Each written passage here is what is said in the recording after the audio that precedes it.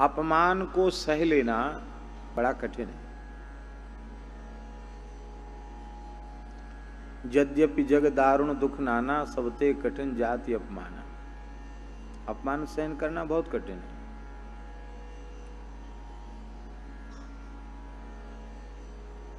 पर कई बार ऐसी परिस्थितियां मनुष्य के सामने आती हैं तो भले ही अपमान सहना कठिन हो, फिर भी उसे अपमान सहना पड़ता कि नहीं, क्योंकि यही विवेक है, यही बुद्धिमानी है। अपमान करने वाला व्यक्ति बहुत अधिक शक्ति संपन्न है और आपने उसके अपमान का प्रतिकार किया तो वो अभी तो कम किया, अपमान और ज्यादा करेगा, मार पिटाई पर उतारू हो जाएगा। तो बुद्धिमानी इसी में है कि ज्यादा ताकतवर आदमी कुछ कह दे, कोई बात नहीं, कह दिया तो कौन सा लग गया हमारी, चला जाए वहां से, ये बुद्धिमानी। तो सामर्थ्य न होते हुए भी कई बार अपमान सहना पड़ता है, किंतु सम्मान का अहंकार, सम्मान को पचाना अपमान को पचाने से अधिक कठिन है। सम्मान को पचा पाना अपमान को पचाने से ज्यादा कठिन है। अपमान में तो अपमान की क्रिया हो रही है और सम्मान में माला पहनाई जा रही है, प्रणाम किया जा रहा है, जय जयकार की जा रही है, वहां तो कोई अपमान की क्रिया नहीं है। किंतु यदि सम्मान प्राप्त करने वाले व्यक्ति ने यह अपने मन में पक्का निश्चय कर लिया कि मैं निश्चित ही सम्मान के बहुत अधिक योग्य हूं, इसीलिए मेरा सम्मान हो रहा है, और हो नहीं रहा है, होना ही चाहिए, ये तो थोड़ा हुआ, हमारी योग्यता तो इससे अधिक की थी, इससे ज्यादा सम्मान होना चाहिए था, कम क्यों हुआ। यदि ऐसी बात मन में आ जाए तो समझ लेना चाहिए कि सम्मान पचा नहीं।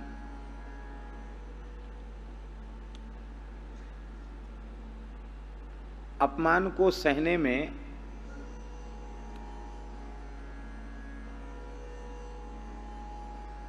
बहुत फायदा है, बहुत लाभ है।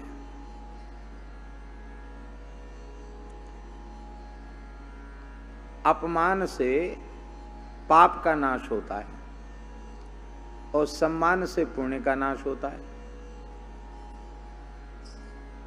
अपमान से पाप का नाश होता है और सम्मान से पुण्य का नाश होता है। तो ईमानदारी से बताओ कि मुनाफा किसमें है? आप लोग तो अधिक से अधिक व्यापारी लोग हैं, लाभ का काम क्या है?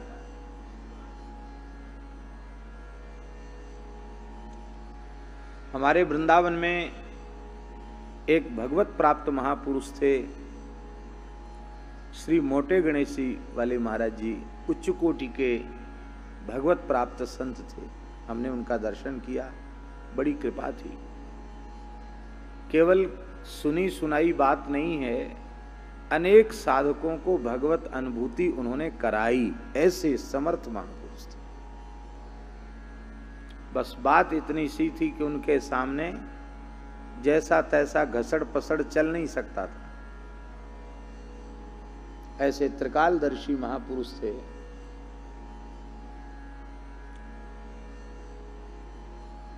आपके जीवन की अच्छी बुरी सारी बातें अकेले में नहीं, सबके बीच में कह देते थे, ऐसे थे, बिना बताए कि श्रीमान जी किसको ठगने, स्वामी जी किसको ठगने के लिए भेष बना रखा है, ऐसा ऐसा काम करते हो, ऐसा तिलक लगाते हो, तुलसी बांधते हो, भगवान को लजा रहे हो, स्वामी जी टल्ल मारने से कुछ नहीं मिलेगा, घोर नरक में जाओगे, घोर नरक में। तो कितने लोग तो ऐसे होते थे कि प्रथम दर्शन के बाद ही द्वारा जाती नहीं, कहते रे बड़ा अहंकारी है, साधुओं की बुराई करते हैं, वैष्णवों की बुराई करते हैं, पर ऐसे वे थे नहीं, वे महान संत।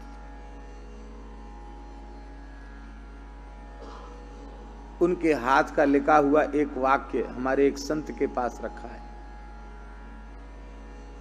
उस वाक्य में उन महापुरुष ने लिखा, जो प्यार करते हैं अपमान को, वे प्राप्त कर लेते हैं भगवान को। क्या लिखा है? जो प्यार करते हैं अपमान को, वह प्राप्त कर लेते हैं भगवान को।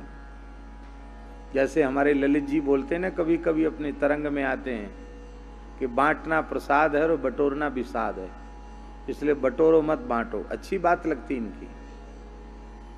ऐसी बड़ा प्यारा वाक्य है कि जो प्यार करते हैं अपमान को, वह प्राप्त कर लेते हैं भगवान। और वे कहते नहीं थे, उदाहरण देते थे। जिस जिसने अपमान को सहा उसे भगवान मिले। विभीषण ने लात खाई तो राम जी के चरण मिल गए। द्रौपदी ने अपमान को सहा, चाहती तो भस्म कर सकती थी सबको, उसे श्री कृष्ण की कृपा मिली। कहां तक गए? विदुर जी ने अपमान सहा तो उन्हें साक्षात श्री कृष्ण मिले।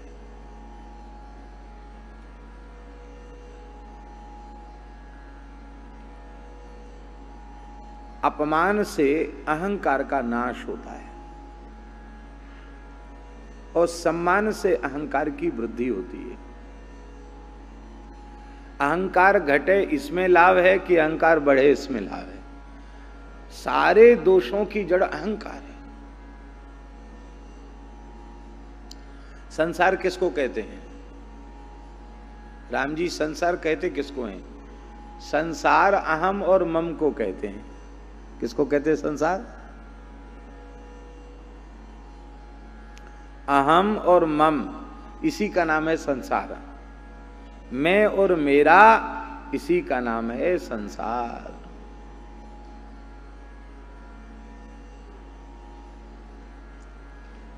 जैसे अश्विनी कुमारों का आह्वान करने पर एक नहीं आता, दो आते हैं, क्योंकि दो को ही अश्विनी कुमार कहते हैं।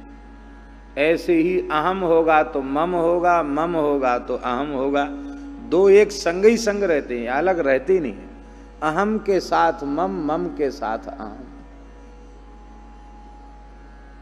मैं और मेरेपन का अभिमान समस्त दोषों की जड़ है, समस्त दुखों की जड़ है। भगवान के श्री मुख का वचन है, अहम ममा मानोत्थैः कामलोभादिभिर्मलैः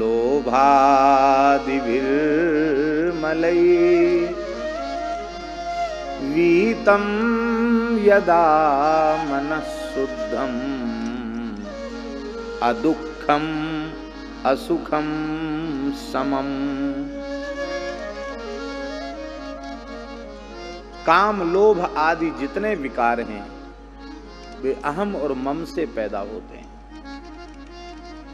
अहम और मम के संयोग से, जैसे स्त्री पुरुष के संयोग से संतान पैदा होती है, संसार बढ़ता है, ऐसी अहम और मम के पेट से संसार पैदा होता है।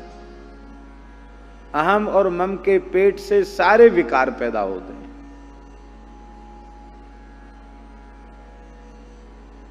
इसलिए वीतम यदा मनः, जब मन अहम और मम से वीता, मन रिक्ता है, अहम और मम जब भीतर से निकल जाते हैं तब शुद्धम, अहम और मम से विरहित मन को ही शुद्ध कहते हैं। उस अंतःकरण को ही शुद्ध अंतःकरण कहते हैं, जिसमें अहम और मम न हो।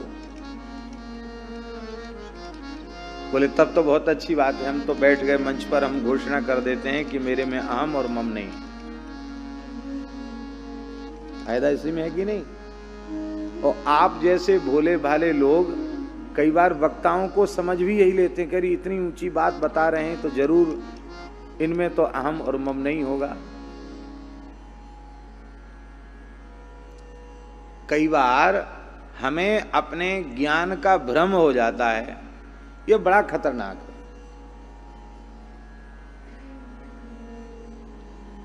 ज्ञान का भ्रम अज्ञान से ज्यादा खतरनाक है। केवल पुस्तकीय ज्ञान को, शाब्दिक ज्ञान को ज्ञान नहीं कहते हैं। ज्ञान उसको कहते हैं जिसके प्रकट होते ही अज्ञान मिट जाए, स्वरूप बोध हो जाए। तो हम कैसे समझें कि हमारे भीतर अहम और मम अब मिट चुके हैं और अंतःकरण शुद्ध हो चुका है? हम कैसे समझें? घोषणा करने को तो कोई भी कर देगा, हम कर देंगे, आप कर देंगे। अब तो महाराज अहम मम सब गया, अब तो बिल्कुल हम भगवान के भक्त हो गए। घोषणा करने में तो लाभ है।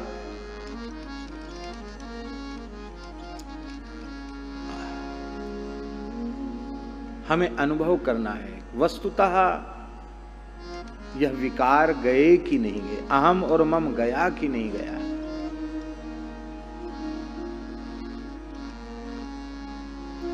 हमारा मन साम्यावस्था में आ जाए, समता में आ जाए, ऐसी अवस्था में आ जाए कि न तो सुख रह जाए और न ही दुख रह जाए। देखो, सुख होगा तो दुख तो आएगा। आपने बढ़िया छेना के रसगुल्ला खाए और खाने में सुख मिला कि नहीं मिला? बोलो। पर आपकी सामर्थ्य जितनी थी रसगुल्ला खाने की, उस सामर्थ्य से अधिक खाने और पचाने की सामर्थ्य से अधिक खा गए आप। तो बाद में पेट में दर्द होगा या पेट खराब हो गया या जी मिचलाएगा या बमन होगा, उसका कष्ट किसको होगा? बोलिए। रसगुल्ला खाने का स्वाद जिसने लिया है, रसगुल्ला खाने का स्वाद जिसने लिया है, उसी को कष्ट भी होगा। ध्यान देने योग्य बात है।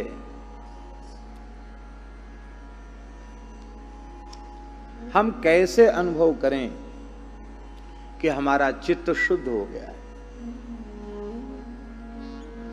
यदि अहम और मम निवृत्त हो चुके हैं तो चित्त शुद्ध हुआ है। अहम और मम की निवृत्ति नहीं हुई है, मैं और मेरेपन के अहंकार की निवृत्ति नहीं हुई है, तो चाहे जो नाटक कर लो, चित्त शुद्ध नहीं हुआ। तो हम ये बात कह रहे थे कि तब हम ऐसा कहेंगे ही क्योंकि हमारा चित्त शुद्ध नहीं हुआ। हम तो घोषणा कर देंगे कि अब तो इतने दिनों से कथा वार्ता कर रहे हैं, सुन रहे हैं, कह रहे हैं, अब ना हमारे भीतर अहम है, अब ना हमारे भीतर मम है। इसी में लाभ है। हम प्रमाणित करें कि हमारा चित्त मलिन है, इसमें हानि है। अब प्रमाणित करें कि हमारा चित्त शुद्ध है, इसमें लाभ है, ज्यादा आदर सम्मान मिलेगा। यह भ्रम साधक के लिए बहुत अहितकारी होता है। कभी भ्रम में नहीं जीना।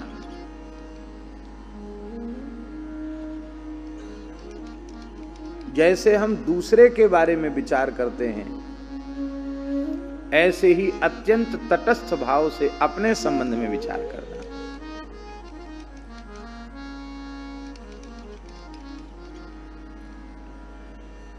विवेक की दृष्टि से देखने पर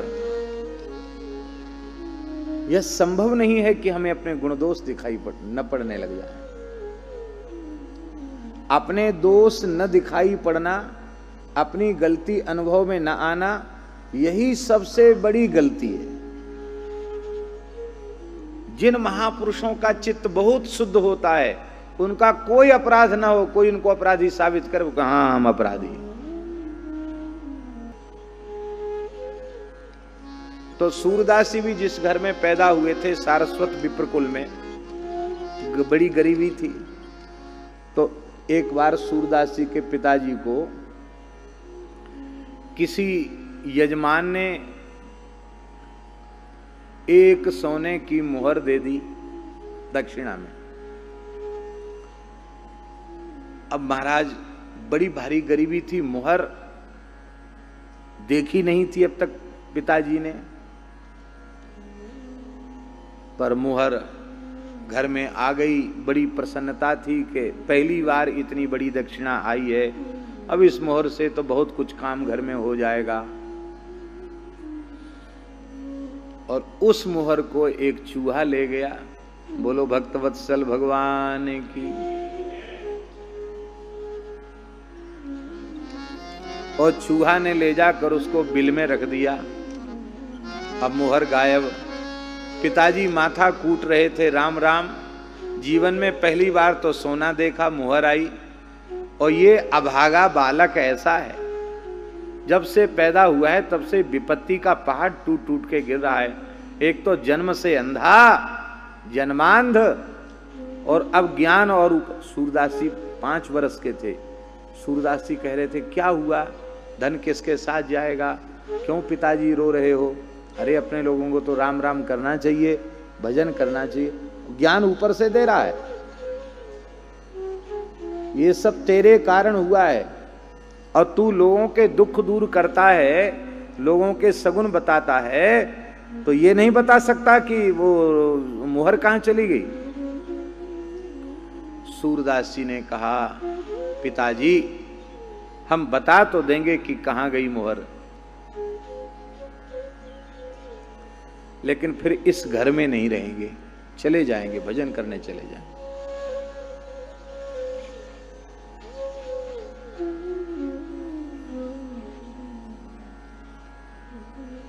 पिताजी ने मन में सोचा, जाए तो जाए, बतावे तो सही कहां है।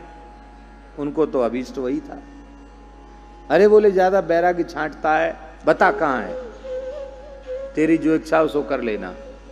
तब उन्होंने कहा, घर के अमुक दिशा के अमुक कोने में अमुक इतने हाथ इतने अंगुल की दूरी पर एक चूहे का बिल है, और उस बिल में चूहा ले गया है, इतनी गहराई पर मुहर है। ये बात कितनी आयु में बताई? 7-8 वर्ष के थे तब बताई उन्होंने ये बात। कितने वर्ष के? 7-8 वर्ष के थे सूरदास जी। जनेऊ तो हो गया था सूरदास जी का। अब बोलो, अंधा बता सकता है? ये जन्म सिद्ध महापुरुष थे, दिव्य दृष्टि थी सूरदास जी, अतीन्द्रिय ज्ञान था।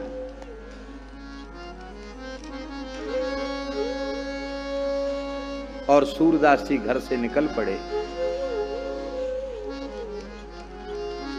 और जहां बैठे पेड़ के नीचे वहां भी लोगों के भूत भविष्य बताने लग गए। और धीरे धीरे वहां भैंस बंध गई, घोड़ा बंध गया, झोपड़ी बन गई, तमाम भक्त हो गए सूरदास जी के। और वे सूरदास जी मन में अशांति हो गई कि अरे कहां चक्कर में फंस गए, आए थे हरिभजन को, होटन लगे कपास, कहां चक्कर में पड़े। तब फिर अपने जन्मभूमि के क्षेत्र को छोड़ करके वे रुनुकता आए, जो आगरा के पास रुनुकता, गऊ घाट, और वहां भजन कर रहे थे। कुछ दिन मथुरा में भी रहे, लेकिन मथुरा में भी भीड़ भाड़ देख के वो गऊ घाट चले गए और श्री वल्लभाचार्य जी का दर्शन। इसलिए अपराध न होने पर अपराध स्वीकार करना, ये बुद्धिमानी। और केवल स्वीकार नहीं करना, यदि अपराध है तो प्रतिज्ञा करना कि अब ऐसा अपराध द्वारा जीवन में नहीं बनेगा, तो प्रायश्चित है, नहीं तो प्रायश्चित किस बात का। तो सूरदास जी ने गलती न होते हुए भी वे कहते, मौसम कौन कुटिल खलकान। हम आत्मनिरीक्षण करें और हमें अपनी कमियां न दिखाई पड़े, ये संभव नहीं।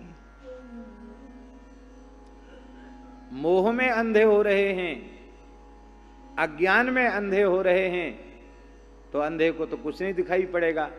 किंतु यदि संत सदगुरु की कृपा से शास्त्र की कृपा से, सर्वसमर्थ महा महिमामय हरिनाम की कृपा से यदि आपको विवेक की दृष्टि प्राप्त हो गई है, हैं? उमा कहूं मैं अनुभव अपना, सत हरि भजन जगत सब सपना, ऐसी विवेक की दृष्टि यदि आपको प्राप्त हो गई है तो बिल्कुल पक्का समझ लो आपको गुण दोष स्पष्ट दिखाई देने लग जाएंगे। तो बोले फिर तो गुण देखने से अहंकार आएगा कि मैं बड़ा गुणवान हूं? बोले नहीं आएगा अहंकार, क्योंकि गुण तुम्हार समुझे ही निज दोषा। गुण हमारे हैं ही नहीं, गुण सब हमारे राम जी के हैं। खजांची धनवान होने का अहंकार नहीं करता, क्यों? जानता पैसे हमारे नहीं है, बैंक में भले ही अरबों खरबों रुपए जमा हो पर वो हमारा नहीं है, वो तो खाता धारकों का है। ऐसा वो अनुभव करता, इसलिए उसको अरबपति खरबपति होने का अभिमान नहीं होता। नहीं, कैशियर को अभिमान सबसे पहले होना चाहिए, मैं इतने का मालिक हूं, ऐसा नहीं। ये सब गुण हमारे ठाकुर के हैं।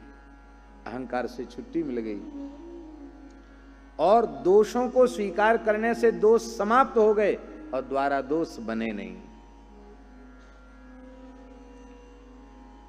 तो चर्चा थोड़ी लंबी खिंच गई।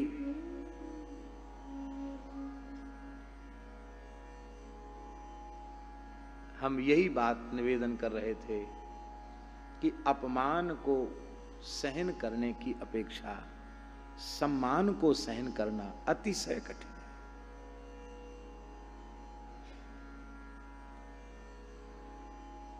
आपके पिताजी, आपके गुरुजी, आपके कोई बड़े आपको आदर देते हैं, यदि आपने समझ लिया कि हमारे गुण ही ऐसे हैं जो हमारे इतना जय जयकार किया जाता, बस वहीं से उल्टी गिनती शुरू।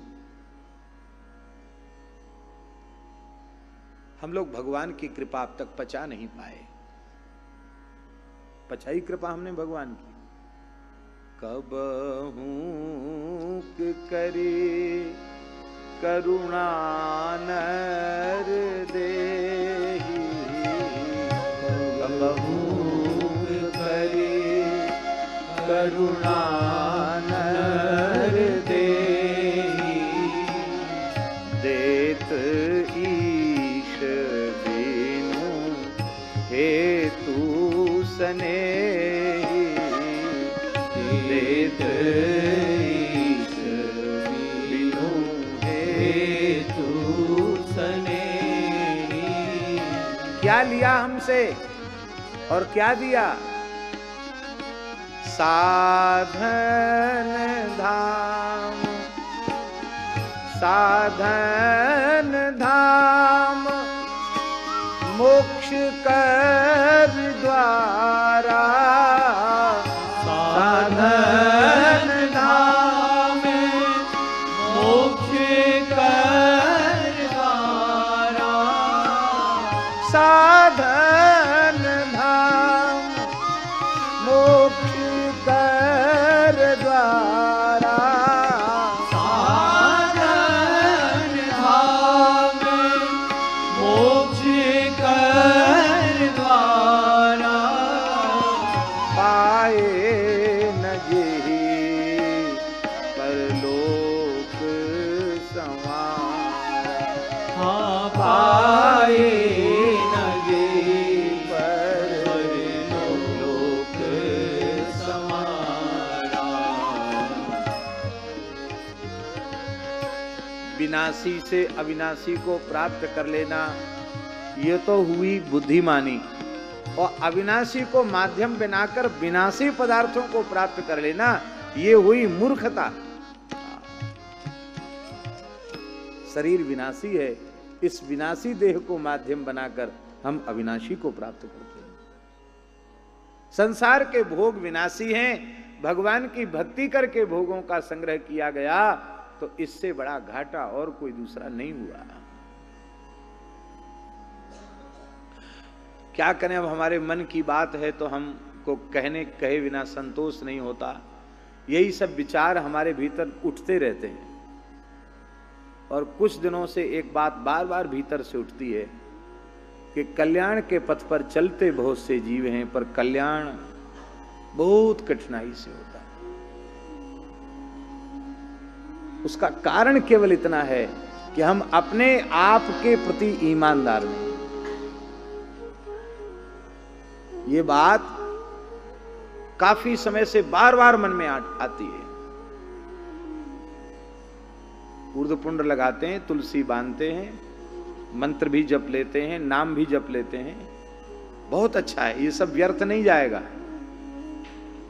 लेकिन इतने के बाद भी हम अपने आप के प्रति ईमानदार नहीं हैं। हमारे जीवन में सच्चाई नहीं है, हमारे जीवन में निश्चलता, निष्कपटता नहीं है। हमारी चतुराई हमारे कल्याण में बाधक बनी हुई है। इस चतुराई को चूल्हे में जला दो, भोले भाले सरल बन जाओ।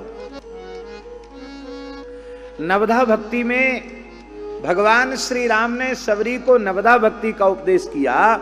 उस नवधा भक्ति में भगवान श्री राम ने नवमी भक्ति, अंतिम भक्ति सरलता को बताया। नवम सरल सब सन छल ही ना, ये नवमी भक्ति है, सरलता नवमी भक्ति है।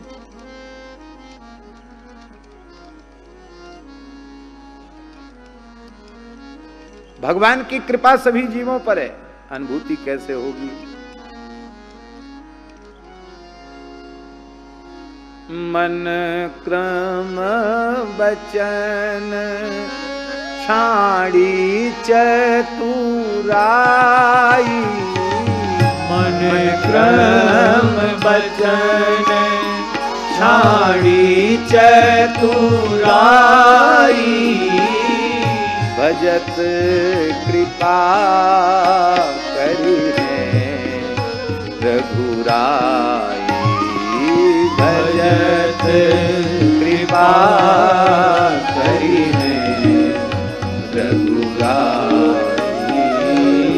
मन क्रम बचन छाड़ी चतुराई,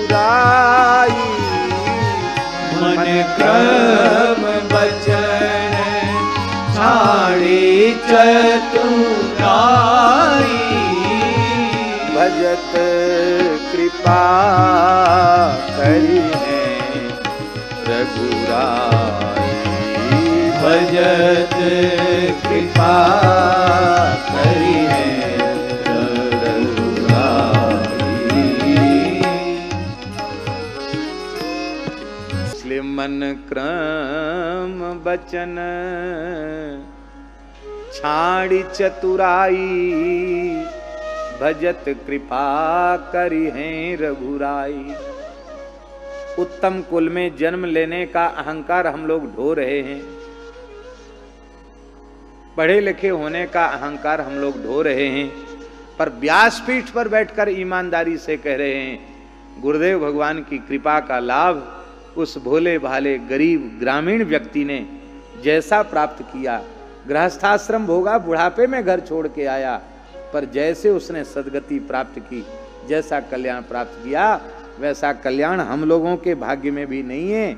इसलिए नहीं है क्योंकि हमारे जीवन में निश्चलता नहीं है, निर्मलता नहीं है, चतुराई कूट कूट के भरी है। भगवान से चतुराई, गुरुजी से चतुराई, संतों से चतुराई। इस चतुराई को चूल्हे में जला दो, एकदम ऐसे हो जाओ, आहा, कोरे कागज बन जाओ, कोरे कागज बन जाओ। कोरे कागज पर ही ज्ञान भक्ति वैराग्य के शब्द अंकित होंगे। पहले से गंदा कागज है, उस पर क्या होगा? कुछ नहीं होगा।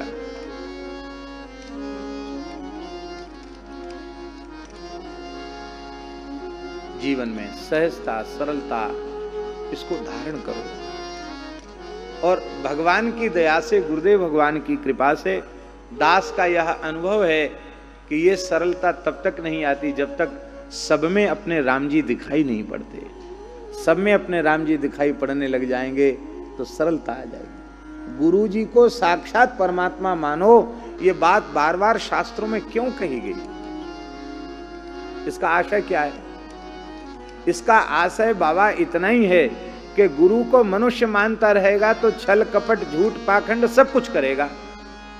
और परमात्मा मान लेगा तो वो तो सर्वांतर्यामी, फिर कुछ नहीं करेगा, फिर कुछ ना कर, साधन ना करने पर भी कल्याण की पक्की गारंटी।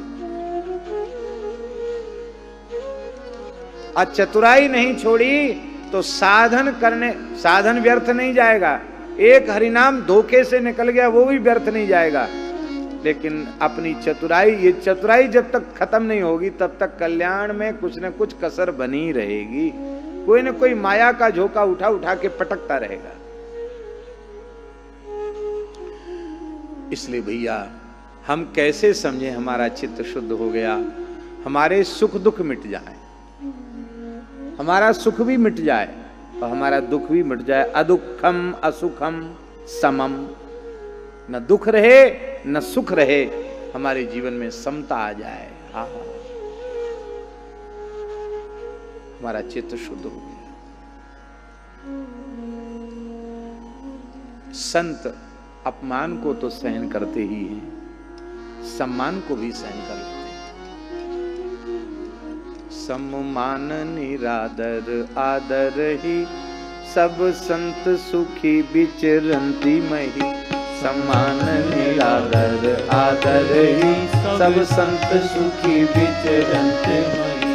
सम्मान निरादर आदर ही, सब संत निरादर आदर ही, सब संत सुखी विचरंती मही। सब संत सुखी विचरंती मही। सम्मान निरादर आदर ही, सब संत सुखी विचरंती मही। सम्मान निरादर आदर ही, सब संत सुखी विचरंती मही। यदि भगवान की ओर जाना चाहते हो तो नूतन बालवत स्वभाव अपना बना लो, छोटे बच्चे बन जाओ। छोटे बच्चे, एकदम छोटे बच्चे, 4-5 साल के बच्चे स्वामी जी, वो छोटे बच्चे, उनको थोड़ा डांट दो तो क्या करेंगे? बालानाम रोदनम वलम, रोएंगे। और जिस व्यक्ति ने आंख निकाली है ना, उसको डांटा है, वही व्यक्ति झोली से एक टॉफी निकाल के मुस्कुरा के कहे, वो बिल्कुल भूल जाएगा कि अभी इसने हमको डांटा था, तुरंत गोद में आ जाएगा, ऐसे हाथ कर देगा, गोद में आ जाएगा, खा लेगा। वो सम्मान अपमान के भाव को भीतर बांध के नहीं रखता है, ऐसे ही है?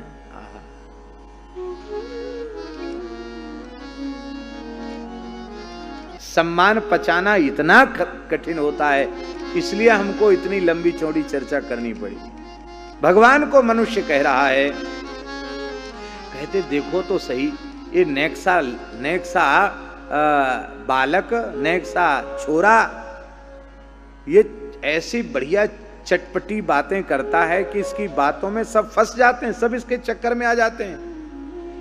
इन थोथे तर्कों के द्वारा ये गोप अपना कल्याण चाहते हैं। सम्मान ना पचने पर भी भगवान में भगवान नहीं दिखाई पड़ते, गुरुजी में गुरुजी नहीं दिखाई पड़ते, पिताजी में पिताजी नहीं दिखाई पड़ते। इसलिए भैया सम्मान को पचाना सीख लो। कभी अपने को सम्मान के योग्य मानो ही मत।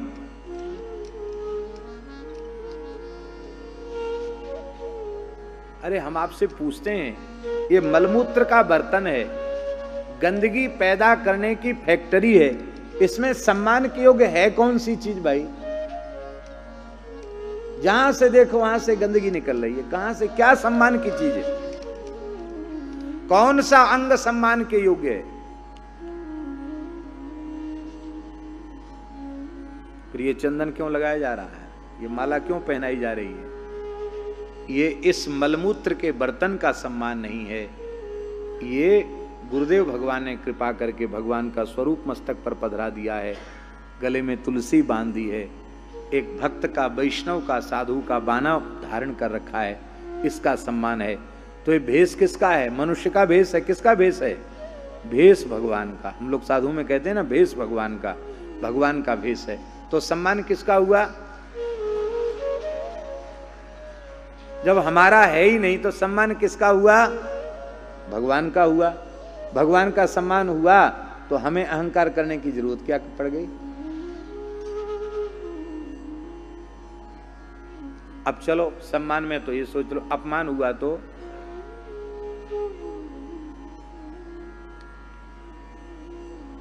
अपमान हुआ तो क्या हुआ, बोले तो ये तो होना ही चाहिए था। इसमें जहां सम्मान की योग्य कोई चीज ही नहीं है और सम्मान हो रहा था तो झूठा हो रहा था, अपमान हुआ तो अच्छा हुआ। ये विचार यदि सौभाग्य से किसी भाग्यशाली के भीतर आ जाए तो अपमान सम्मान के झमेले से मुक्त होकर के क्या आनंद प्राप्त करेगा भैया। वो फिर नाम का आनंद नहीं रह जाएगा, वो सच्चा आनंद हो जाएगा, सच्चा आनंद।